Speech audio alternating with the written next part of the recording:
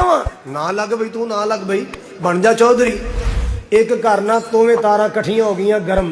तुहानूं पता जो दोवें तारां गर्म होण ते पटाके पैंदे ने, की पैंदे ने बोलो। एक घर ना बड़े पटाके पैण, मियाँ उस तो गर्म, बीवी उस तो गर्म, ना वो बर्दाश्त करे ना वो बर्दाश्त करे, ना ये सबर करे ना वो सबर करे। गुआढ़ी समझा समझा के अक गए, थक गए, पर वो बाज रोज लड़ाइयां। इधरों सैंडल आवे, उधरों स्लीपर आवे, इधरों चमचा आवे, उधरों झाड़ू आ। वो एक दिन ना बड़ा ही लड़े, गुत्थम गुत्था हो गया। अल्लाह करके तुहाडे चों कोई ना लड़े। आ जेड़े चुप बैठे ने ये नहीं खड़का दड़का रहना चाहिए।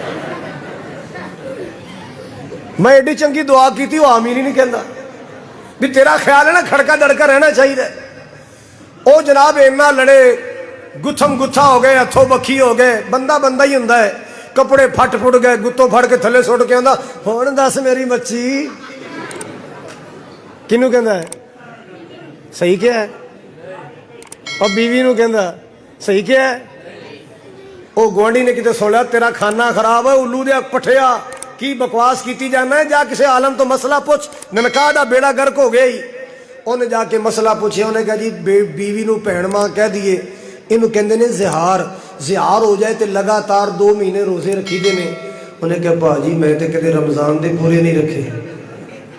तो उन्हें कहा पंगा नहीं सी लेना, हुण चल फिर इंज कर 60 मस्कीनां नू खाना खवा दे। की कर दे बोलो जरा, तवज्जो मेरे वाल, तवज्जो मेरे वाल, तवज्जो मेरे वाल। की कर दे 60 मस्कीनां नू खाना खवा दे।